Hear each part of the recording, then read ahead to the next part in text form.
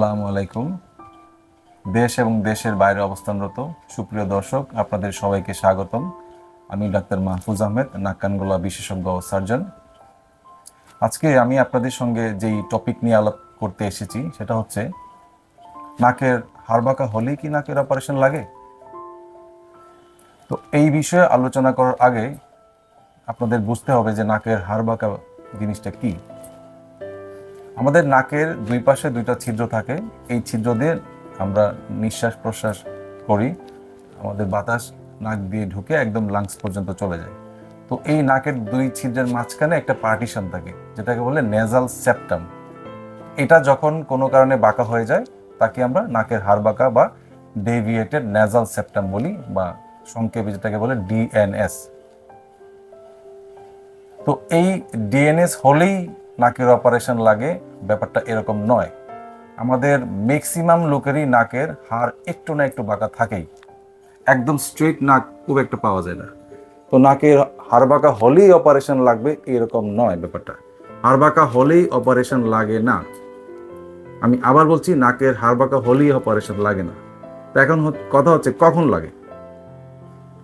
নাকের হাড় বাঁকার সঙ্গে যদি আমাদের কিছু সিমটম বা লক্ষণ থাকে, যেরকম আমাদের নাক বন্ধ হয়ে যায়, মাঝে মাঝে সর্দি লাগে, হাঁচি আসে, সেগুলো হলে আমরা অপারেশন করতে পরামর্শ দেই না। কারণ এইসব সামান্য সিমটম যেগুলো থাকে সেগুলো আমাদের ওষুধ দিয়ে এটা আসলে নির্মূল করা সম্ভব।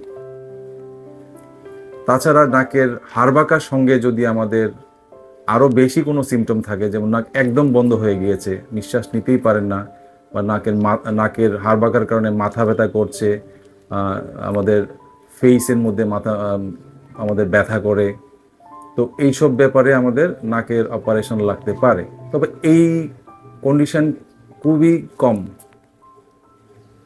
যদি আমি 100 ভাগ হিসাব করি, তার মধ্যে 10-15 ভাগ হবে এই ধরনের যাদের সিমটম, তাদের ক্ষেত্রে অপারেশন লাগতে পারে। আর 80 ভাগ বা 85 ভাগ ক্ষেত্রে কিন্তু আমাদের অপারেশন লাগে না।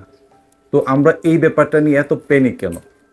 প্যানিক হওয়ার কারণ আমি যেটা মনে করি, আমাদের রোগীরা আসলে তাদের রোগ নিয়ে ফার্স্টেই কিন্তু নাক কান গলা বিশেষজ্ঞদের কাছে যান না।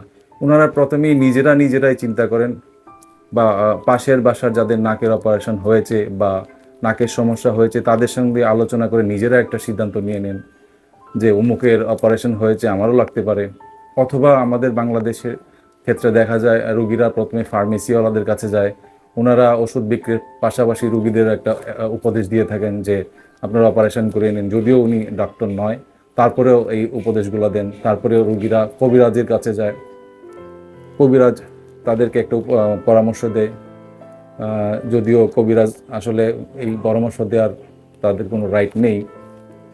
তারপরে রুগীরা দেখা যায় আমাদের রাস্তাঘাটে অনেক চটকদার বিজ্ঞাপন থাকে যে নাকের পলিপাস, নাকের হাড় বাঁকা বিনা অপারেশনে নির্মূল করা সম্ভব। এইসব চটকদার বিজ্ঞাপন থেকে রুগীরা নন রেজিস্টার্ড লোকজনের কাছে চলে যান, ওইখানে গিয়ে ভিড় করেন, ওখান থেকে একটা পরামর্শ নেন। তো এগুলো প্রত্যেকটাই কিন্তু অপচিকিৎসা।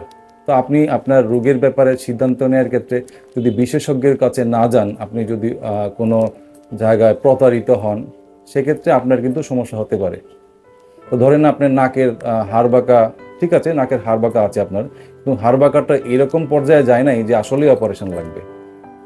সামান্য হাড় বাঁকা, সাথে আপনার কিছু সিমটম রয়েছে, যেমন আপনার যাকে নাক বন্ধ হয়ে যাচ্ছে মাঝে মাঝে, বা মাঝে মাঝে হাঁচি হচ্ছে, মাঝে মাঝে সর্দি হচ্ছে। তো সেটা আসলে নাক বাঁকার সাথে সম্পর্ক নাও থাকতে পারে। সর্দি লাগা বা হাঁচিটা নাকের অ্যালার্জির কারণে হতে পারে। নাকের ভিতরে দুটা মাংস থাকে দুই পাশে, হ্যাঁ, এরকম 3 জোড়া মাংস থাকে উপর থেকে নিচ পর্যন্ত, সেটাকে আমরা টার্বিনেট বলি। তো এইগুলা ফুলে গেলেও আমাদের নাক মাঝে মাঝে বন্ধ হয়ে যায়। তো এই নাকের বন্ধ হলেই যে আমার নাকের হাড় বাঁকা হয়ে গেল, আমার নাকের অপারেশন লাগবে, ব্যাপারটা আসলে ওরকম না। আপনার নাকের হাড় বাঁকা হলো কিনা এবং সেই হাড় বাঁকার জন্য আসলেই কি অপারেশন লাগবে কিনা, সেই জন্য আপনার অবশ্যই নাক কান গলা বিশেষজ্ঞের শরণাপন্ন হতে হবে।